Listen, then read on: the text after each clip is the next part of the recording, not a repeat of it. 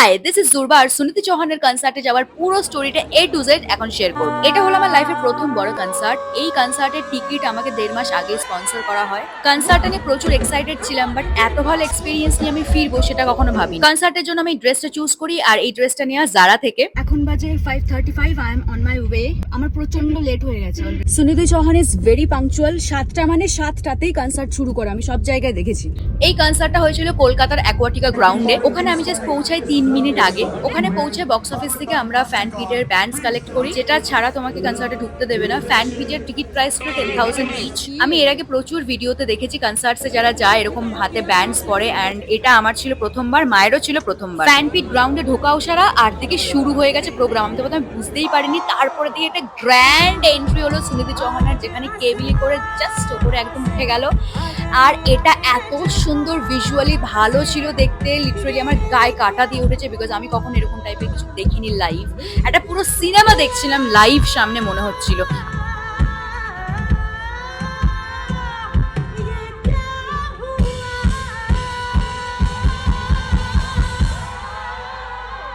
দেন ma'am স্টেজে আসে, and this was the scenario, just দেখো।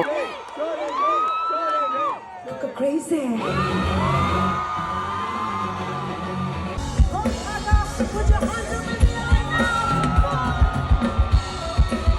সুনিধি চৌহানের কনসার্টস নিয়ে ইন্টারনেটে, রিলসে, সব সোশ্যাল মিডিয়া প্ল্যাটফর্মসে এত হাইপ, আর সেটার অ্যাকচুয়ালি কারণ আছে। যা আমরা রিলসে হাইপ দেখি তার 3-4 গুণ বেশি হাইপ তোমরা কনসার্টে গিয়ে ফিল করতে পারবে, আর আমি একটু এক্সাজারেট করছি না। কনসার্টটা কিভাবে কি এগিয়েছে, কি কি হয়েছে পরপর আমি অনেকটাই ক্যাপচার করেছি, তোমাদের পরপর সবটাই দেখাচ্ছি। ভিডিওটি একটু বড় হবে, বাট ধৈর্য ধরে দেখো।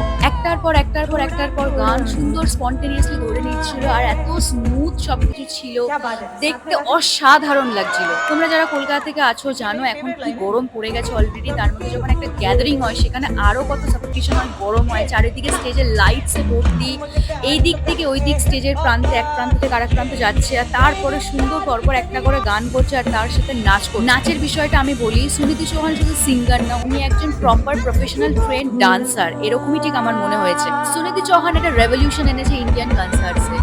এর আগে এইভাবে ইন্ডিয়াতে কেউ কনসার্ট করেছে কোনো ভারতীয় সিঙ্গার আমার তো জানা নেই। উনি গান করছেন, তার সাথে স্পন্টেনিয়াসলি ডান্স করছেন, স্টেজের মধ্যে মুভমেন্ট করছে, কথা বলছে অডিয়েন্সের সাথে, প্রপারলি পারফর্ম করছে। এত সুন্দর একটা অরা ওনার ধরে রেখেছে, তার সাথে এত গ্ল্যামারাস লাগছে, এত ফিট। এই বয়সে একটা মানুষ যে কিভাবে কি এগুলো করতে পারে, আমি স্টিল এখনো